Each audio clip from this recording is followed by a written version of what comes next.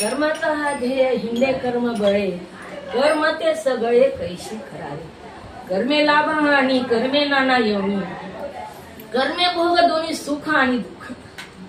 कशामुळे दुःख सुख प्राप्त होत आपल्याला? आपल्याच कर्माचं ते फळ असतं, आपणच पेरलेलं असतं.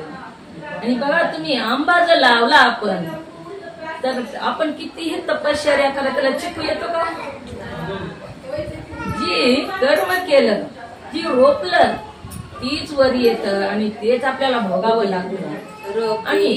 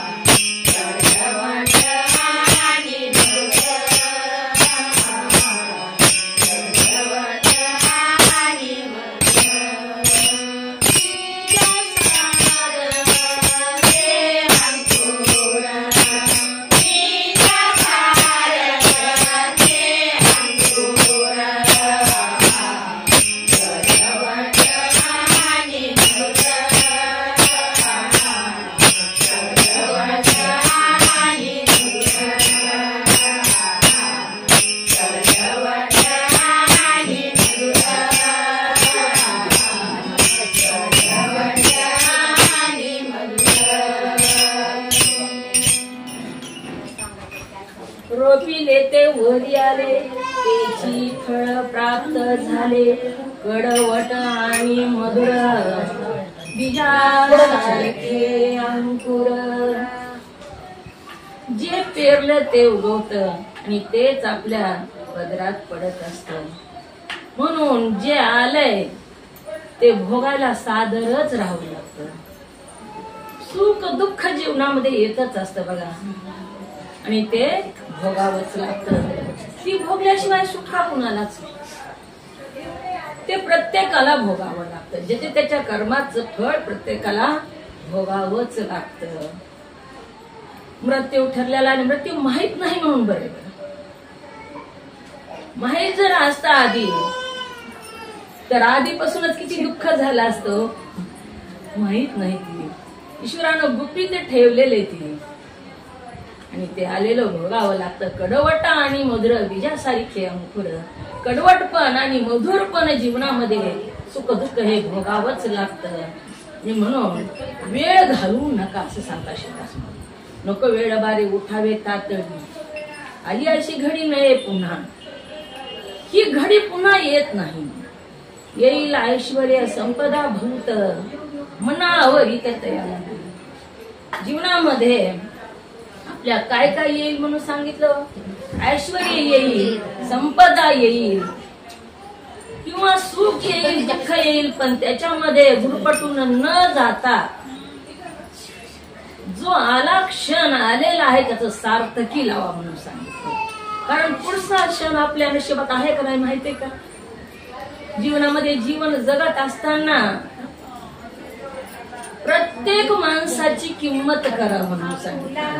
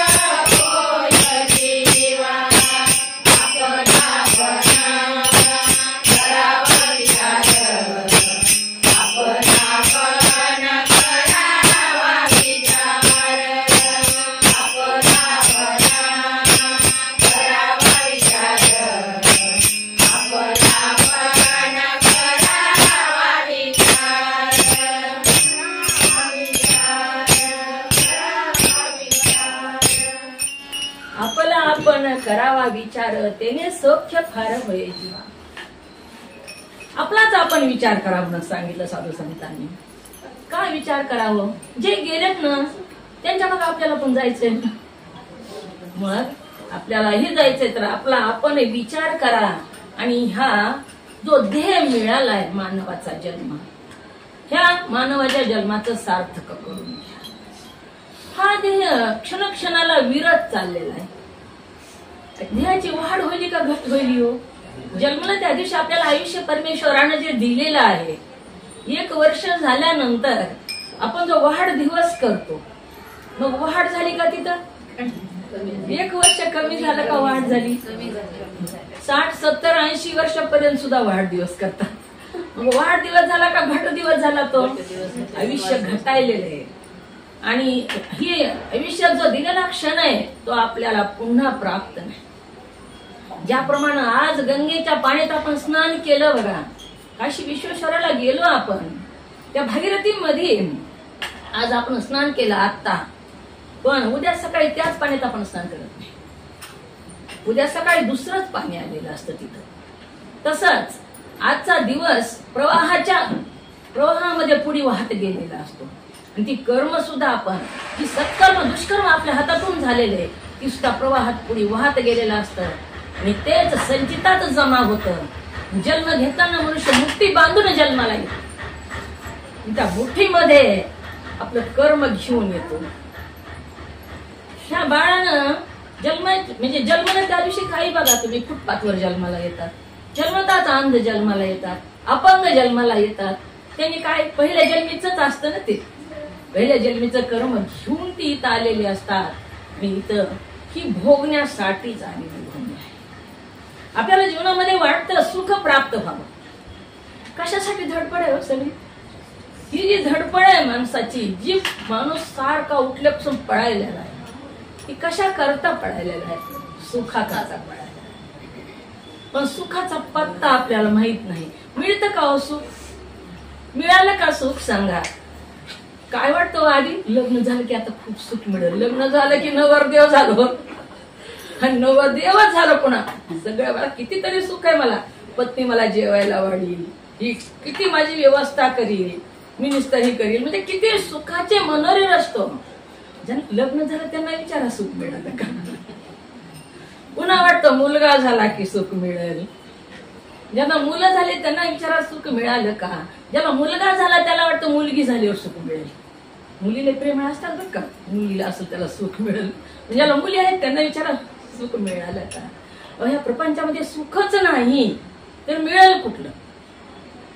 प्रत्येकाला काय वाटतं बघा, मला सुख नाही. प्रपंचातल्या प्रत्येक माणसाला तसंच वाटतं, मलाच का देवानं दुःख दिलं, सगळी दुनिया सुखी, एकटा सुख दुःखी असं वाटतं. सगळे लोक सुखी आहेत आसपासचे माझ्या, मलाच फक्त दुःख आहे. परंतु तसं नाही. प्रपंचामध्ये सुखच नाही. प्रपंचामध्येच नाही तर आपल्या पवऱ्यात येईल का? आडातच नाही. आडातच जर पाणी नसेल तर आपण सगळे शेंदायलो पाणी चारी बाजूनी. पूर्वीच्या काळी आड होते, आता राहिलेच नाही. आता मुलांना ते माहित सुद्धा होतं का नाही आड काय नसते ते. तर शेंदू लागलो तर आपल्याला काय वाटतं, त्याच्या पवऱ्यात जास्त पाणी आलं, माझ्या नाही. त्याला बी वाटतं त्याच्या पवऱ्यात आलं, माझ्या नाही. पण आले का कोणाच्या तरी पवऱ्यात? त्या आडातच नाही ना, पवऱ्यात कुठून येणार आहे? मग संसारामध्ये सुखच नाही. आणि आपल्याला वाटतं संसारामधल्या दुसऱ्या लोकांना सुख आहे. कसं बघा तुम्ही, आपल्याला कसं संसारात सुख नाही? पुण्यामध्ये राहणारे एक व्यक्ती होता. आता पुण्यामध्ये राहणारे 2 फ्लॅट असतात. आता आपल्याला माहित आहे पुण्यामध्ये राहणारे 2 फ्लॅट असतात. त्या फ्लॅट मध्ये 2 व्यक्ती राहत होते. एक व्यक्ती इकडच्या फ्लॅट मध्ये राहायचा, एक इकडच्या फ्लॅट मध्ये राहायचा. आणि एका फ्लॅट मधून त्या दोघांना राहायचे सारखे भांडण, इतके भांडणं व्हायचे की तेही भांडण मिटवण्याचा प्रयत्न त्यांनी विचार करायचा. आता भांडणं झाली की आपण उद्यापासून भांडणं करायचे नाही.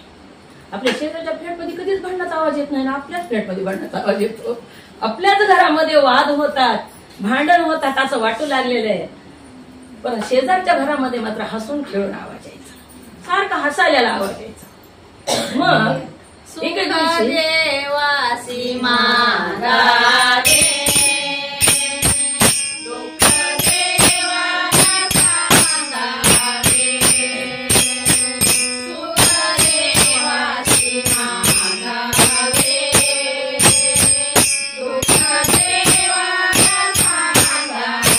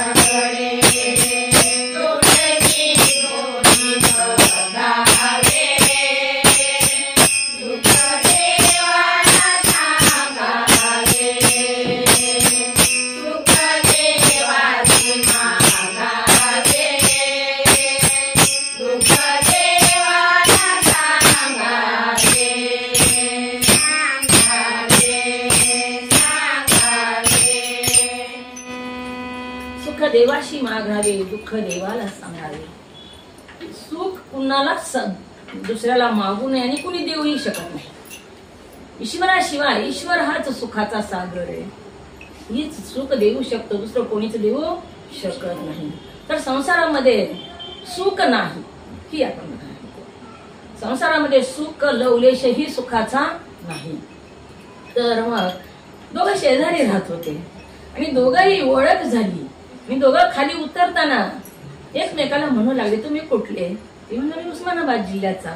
दुसरीने सांगितलं, मी लातूर जिल्ह्याचा. आपण इकडचे दोघंही. तुमची सासरवाडी कोणती? आमची सासरवाडी कोणती? अशा प्रकारे ओळख झालेली आहे दोघांची. आणि ओळख होऊन त्यांनी सांगितलं, तुमच्या घरामध्ये भांडण होत नाहीत म्हणले, सारखा हसलेला आवाज येतो म्हणले. आमच्या घरात काय करावं, आमच्या नवरा बायकोची भांडणच होत. कितीही भांडण करायचे नाही असा प्रयत्न केला तरी सुद्धा भांडण झाल्याशिवाय राहत नाही. पती पत्नीचे भांडण होतातच. पार्वती आई साहेबांनी सुद्धा काशीमध्ये शिव परमात्म्याला वरदान मागून घेतलेलं आहे. शिव पार्वतीचे भांडण होऊ लागले तेव्हा आई साहेबांनी वरदान मागितलं, देवा पती पत्नीचे भांडण झाल्यानंतर प्रेमात वाढ व्हावी. बोला राहू नये तर प्रेमात वाढ व्हावी म्हणून पती पत्नीचे भांडण होतात आणि तसे भांडण होऊ लागलेले होते. तेव्हा त्या शेजारच्या माणसानं सांगितलं, आमचेही भांडणच होतात ना म्हणे. नाही नाही, तुमचे भांडण होत नाही, तुमच्या घरातून हसलेला आवाज येतो म्हणे. आमच्या घरात सदा आबोलाच असतो म्हणे. कधीही कितीही प्रयत्न भांडण नाही करायचा केला तरी सुद्धा भांडण होतातच. तो मनुष्य म्हणू लागला, नाही म्हणला, आमच्याकडे पण भांडण होतात पण आम्ही भांडणात हसतो म्हणला. तुम्ही आबोला धरत असाल पण आम्ही मात्र भांडणामध्ये हसतो म्हणला. त्यावेळेस ते लातूरवाला जे होतं ते म्हणू लागला, कसं हसतात भांडणामध्ये? कुणी काय हसतं का? कुणीच हसत नाही भांडणामध्ये. मारामाऱ्या करतं, रडतं पण हसत नाही. ती म्हणला, आम्ही भांडणात हसतो. ती म्हणला, कसं हसतो? ती म्हणला, तुमच्या इथं भांडणं होतात, तुम्ही आबोला धरतात, पण आमच्या इथे जर भांडणं झाले तर आमची बायको काय करते म्हणे, दिसल ती भांडण फेकून मारते म्हणे मला. आणि लागलं किती हसते, हुकलं की नाही हसत, पण भांडणं मात्र होतात. तसं सगळीकडे सुख दुःख आहे आणि आपल्याला जास्त आहे. असं माझं सुखाचं दुःखाचं गटुडं जास्त मोठे, दुसरं कोणाच नाही. परंतु प्रत्येकाला सुख दुःख जीवनामध्ये नुसतं सुखच नाही आणि दुःखच नाही. सुखच जर पाहिजे असेल आपल्याला तर स्वर्गात जावं लागतं. नुसतं पुण्य करून स्वर्गात जेव्हा जातो आपण तेव्हा सुखाचीच प्राप्ती होते. परंतु दुःख जर पाहिजे असेल तर नरकात जावं लागतं. सुखच पाहिजे असेल तर स्वर्गात जावं लागतं. परंतु सुख आणि दुःख दोन्हीही जर पाहिजे असेल तर मनुष्य जन्माला यावं लागतं. पाप पुण्य समस्थिती तेव्हा मनुष्य जन्मा घालते. पाप आणि पुण्य जेव्हा सारखं होतं तेव्हाच मनुष्य जन्माला आपल्याला यावं लागतं. आणि तर सुख दुःख भोगावं लागतं. पण आपल्याला नुसतं सुखच पाहिजे बघा, दुःख नकोच आहे. पण आपण त्या देवापुढे नुसतं सुख नुसतं चढच मागितला तर जमल का हो? बिना उताराचं चढ आहे का? तराजू दिलेलं आहे ही, आणि ही समतोल ठेवण्यासाठी ईश्वरानं सुख आणि दुःख आपल्याला दिलेलं आहे. ज्यावेळेस सुख आलं ना त्यावेळेस आपल्याला देवाची आठवण होत नाही, आठवणच होत नाही. सुख मलाच आलं वाटतं. मुलाचा नंबर लागला मेडिकलला, आईची वडिलाची मुलाखत झाली, म्हणू लागले कसं काय नंबर लागला तुमच्या मुलाचा, तुम्ही काय प्रयत्न केला? तेव्हा आई वडील म्हणतात, हो रात्र रात्र तो मुलगा जागत होता, मी पण त्याच्याबरोबर रात्र रात्र जागत होतो, आम्ही त्याला चहा करून देत होतो, त्याच्याबरोबर कितीतरी प्रयत्न केले म्हणून नंबर लागला.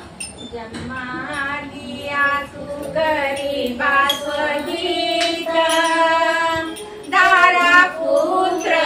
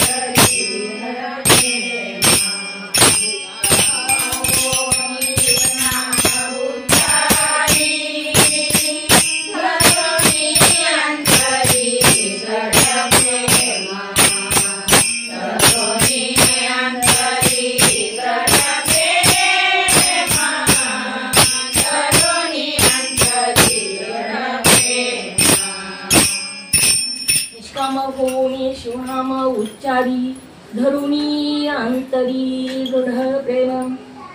कसं उच्चारण कसं करावं ईश्वराचं साधू संतांनी मार्गदर्शन केलेलं आहे. परमार्थ करत असताना निष्काम होऊनी शिवनाम उच्चारी धरुणी अंतरी दृढ प्रेम सांगितलं. कामना धरून जरी आपण त्याची पूजा केली तरी प्राप्त होतच असं नाही.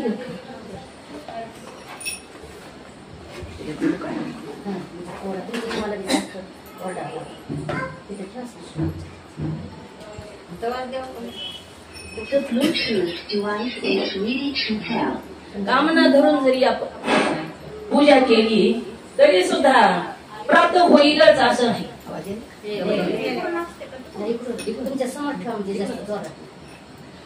आपल्याला प्राप्तच होईल असं नाही, कारण आपण जे केलं तेच आपल्याला भोगायचंय.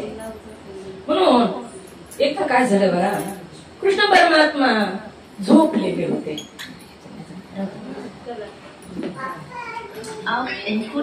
कृष्ण परमात्मा झोपलेले होते आणि कौरव पांडवाचं युद्ध ठरलं. आता कौरव पांडवाचं युद्ध ठरलं. परमात्मा कधी झोपतो का? परमात्मा झोपल्यावर काय होईल की असं करावं लागलं. आपलं परमात्मा झोपल्यावर आपल्या परमात्मा जागा आहे, म्हणूनच आपण श्वास रूपानं तो आपल्यामध्ये जागा आहे. पण कृष्ण परमात्म्यानं झोपण्याचं सोंग घेतलं होतं आणि तिथं दोघांचं युद्ध ठरलेलं आहे, अर्जुनाचं आणि दुर्योधनाचं. मग आधी दुर्योधन आला आणि कृष्णाच्या डोक्याजवळ बसला. अहंकारी माणूस देवाच्या डोक्यावर बसतो बघा, पायाजवळ बसत नाही, डोक्याजवळ बसला. आणि त्याच्यानंतर अर्जुन आला. अर्जुन नम्र होता. अर्जुन पायाजवळ बसला. कृष्ण परमात्मा जागे झाले. जाग्या झाल्यानंतर आधी कोण दिसलं? पायापासलं दिसतं. आधी पायापाशी अर्जुन बसलेला होता. परमात्म्याला अर्जुन दिसलेला आहे. आणि परमात्म्याने विचारलं, अर्जुना कधी आलास? देवा आता चालू. त्यावेळेस दुर्योधन म्हणू लागला, त्याच्या आधी मी आलो, तुला तोच दिसणार. तो म्हणला, कृष्ण परमात्मा म्हणू लागले, अरे माझ्या काय डोक्याला डोळे नाहीत म्हणले वरील. तो पायापाशी बसला म्हणून मला दिसला. जो ईश्वराच्या पायापाशी बसतो तो ईश्वराला दिसल्याशिवाय राहतो. तो देवाला दिसतोच. म्हणून अर्जुन पायाजवळ बसलेला होता. तेव्हा कृष्णानं सांगितलं, दुर्योधना तुला राग आला का रे? आधी मी अर्जुनाला विचारलं म्हणून तुला राग आला का? तर तुमची दोन टोकं तुम्ही एकाच वेळी इथं कशी काय माझ्याजवळ? त्यावेळेस दुर्योधनानं सांगितलं, कृष्णा तुला माहित आहे ना, ह्याचं माझं युद्ध ठरलेलं आहे आणि तुला मदत मागण्यासाठी आम्ही इथं आलेलो आहोत. मी आलेलो आहे. दुर्योधन म्हणू लागला. अर्जुनाने हे सांगितलं. अर्जुन म्हणू लागला, कृष्णा मी सुद्धा तुला मदत मागण्यासाठीच आलेलो. मग कृष्णाने आधी दुर्योधनाला विचारलं, दुर्योधना माझं चुकलं बघ. आधी मी अर्जुनाला बघितलं आणि म्हणून अर्जुन मला दिसला म्हणून आधी मी अर्जुनाला बोललो. पण आता सांग, दोघही तुम्ही आलेला आहे आणि देवाकडे गेलेला माणूस एका हाताने कधीच पडत येत नाही. देव त्याला काहीला काही देतो. आपण मागताना सुद्धा बघा तुम्ही कसं मागतो. देवाच्या मंदिरात गेल्यानंतर निष्ठ मुली पाया पडतं का? काहीतरी लिस्ट त्याच्याकडे मागायचीच असते. काही नाही काहीतरी देवा माझा बरं होऊ दे एवढं तरी काही नाही मागितलं. पण म्हणून देवाकडे गेलेला माणूस रित्या हाताने परत येत नाही. म्हणून आता दुर्योधना तू माग म्हणले कृष्ण परमात्मा, काय पाहिजे ते. दुर्योधन आणि अर्जुना माझ्याकडे दोन आहेत म्हणले पर्याय, मी दोघांनाही देणार आहे. माझ्याकडे 18 अक्षयणी सैन्य आहे, दारू गोळा आहे, भरपूर माझ्याकडे आहे. असं ती एक जणाला आणि मी एक जणाला. आता सांगा, आता दुर्योधना तुझी बारी, तू सांग तुला काय पाहिजे. तर दुर्योधनाला वाटलं बरं झालेला सद्बुद्धी सुचली. देवाची फुकून लावून अडचण होते बघा. बरं झालेला सद्बुद्धी सुचली. अर्जुना दुर्योधनानं काय मागितलं? दारू गोळा सैन्य सगळं मागितलं, पण देव नको. देवानं अर्जुनाची परीक्षा बघितली. अर्जुना आता काय करायचंय सांग. त्यानं तर सगळं मागून घेतलं, आता मीच राहिलो. तर अर्जुन म्हणला देवा मला तूच पाहिजे, तुझ्याकडून मला काहीच नको आहे, मला तू पाहिजेस. तेव्हा कृष्ण म्हणू लागले, अर्जुना मला नेऊन तू करणार आहेस काय? मी हातात शस्त्र धरणार नाही, युद्ध करणार नाही, उलट मला महाल सवळत स्वयंपाक सगळं माझी व्यवस्था तुला करावं लागेल. अर्जुनानं सांगितलं देवा तू काहीच करू नकोस, पण तूच मला पाहिजेस. आणि आपण सुद्धा स्वतःच बघा तुम्ही परीक्षण करून जी ईश्वराकडे जातो आणि लवाजमा मागतो तो दुर्योधन असतो. देव तूच मला पाहिजे ऐकून तो अर्जुन असतो. म्हणून लवाजमा ईश्वराला मागायचा असतो. निष्काम होऊन शिवनाम उच्चारी धरून अंतरी दृढ प्रेमा. निष्काम होऊन त्या देवाचं नाम घेतलं तर देव कर्जदार होतो. मानवता नागनाथ मन्मथ स्वामीचे वडील शिवलिंग स्वामी यांचा कर्जदार झालेला होता. 12 वर्ष शिवलिंग स्वामींनी नागनाथाची वारी केली आणि प्रत्येक वर्षी नागनाथाला जाताना आई साहेबांनी म्हणून माऊलीच्या आईनं म्हणायचं येऊ द्या मलाही यायचंय तुमच्या बरोबर नागनाथाच्या दर्शनाला. पण शिवलिंग स्वामींनी कधीच त्यांना बरोबर नेलेलं नाही. का नेलेलं नाही तर संतान नव्हती आणि शिवलिंग स्वामीला वाटायचं नागनाथाकडे जर नेलं तर हे संतान मागून घे, मी देवाला काहीतरी मागेल. आणि त्यांचं तत्व ब्रीद होतं मी देवाला काही मागणार नाही. देवाचा स्वभाव कसा आहे हो, देव मागल त्याला देत नाही बरं का, मी मागत नाही त्याला कमी पडू देत नाही. जी मागत त्याला देत नाही, मी मागत नाही त्याला कमी पडू देत नाही, त्याच्या पुढे खडे वेचत चालतो. तसंच झालेलं आहे शिवलिंग स्वामीचं. शिवलिंग स्वामींनी 12 वर्षाची वारी केली आणि निघालेले आहेत. पार्वती आई साहेबांनी सांगितलेलं मला पण यायचंय म्हणल्या. मन्मथ माऊलीची आई मला यायचंय म्हणू लागल्या, नाही म्हणू लागले. त्यावेळेस तुम्ही गेला तुम्ही पाठीमागून येणार आहे म्हणल्या. हट्टच धरला श्री हट्ट. त्यावेळेस शिवलिंग स्वामी म्हणाले मी तुला बरोबर नेतो, पण एक आठीवर बरोबर नेतो म्हणले तुला मी. तू तिथं नागनाथाला काही मागायचं नाही, कारण मूल नव्हतं. 50 वर्ष 55 वर्ष वय होत आलं होतं. अंगणामध्ये पैंजण वाजावी अशी अपेक्षा होती, पण काहीच नव्हतं. आणि हे मागितल्याशिवाय राहणार नाही असं वाटलं आणि म्हणून त्यांनी तिथंच मान्य करून घेतलं, त्याच्याकडून कबुली करून घेतली. आई साहेब म्हणल्या मी काहीच मागणार नाही, पण मला बरोबर येऊ द्या, नागनाथाचं दर्शन घ्यायचंय मला. अपाट गर्दी होती आणि त्या गर्दीमध्ये जेव्हा शिवलिंग स्वामी समोर आले तेव्हा नागनाथाला फणा खाली केला. बसवलिंग स्वामींनी विचारलं भगवंता एवढी यात्रा आहे आणि एवढ्या यात्रेमध्ये सगळे लोक आले, तुम्ही टक वरी बघता 5 पाने काढून, पण शिवलिंग स्वामी आले त्यावेळेस फणा खाली का केला? त्यावेळेस नागनाथाने सांगितलं बसवलिंगा अरे सावकार आल्यावर कर्जदार हात जोडून उभा राहत असतो, वरिमान करीत नसतो. तसा देव कर्जदार होतो. देवाला कर्जदार करावं आपण त्याचा सावकार व्हावा. ही कशानं होतं तर निष्काम होऊन शिवनाम उच्चारी. जेव्हा निष्काम भावनेनं अंतःकरणामध्ये अखंड प्रेम ठेवून आपण ईश्वराची साधना करतो तेव्हा ईश्वर मात्र कर्जदार होतो, आपण त्याचा सावकार होत असतो. असे बरेच भक्त आहेत बघा तुम्ही. पण अशा भक्ताचे मी खडे वेचतो म्हणून सांगितलं परमहर्षामध्ये. मला टाइम सांगा म्हणून नको वेळ बारे उठावे तातडी, आली अशी घडी नये पुन्हा, येईल ऐश्वर्य संपदा भूत मनावर इथं तयार. ऐश्वर्य संपदा जरी आली तरी मोहात जाऊ नका म्हणून सांगितलं. हे निघून जाणार आहे. हे काय पांथस्त आहेत बघा. हे सुख दुःख सुद्धा हे पाहुणे आहेत. राहतात का? सुख आलं तरी राहतं का, दुःख आलं तरी राहतं का, येतं जात. म्हणून हे पांथस्त आहेत, हे पाहुणे आहेत आणि हे जाणारच आहेत. त्याची जास्त खंत करू नये. आपल्या मार्गाने आपण चालावं आणि निष्काम होऊन शिवनाम उच्चारी धरून अंतरी दृढ प्रेम.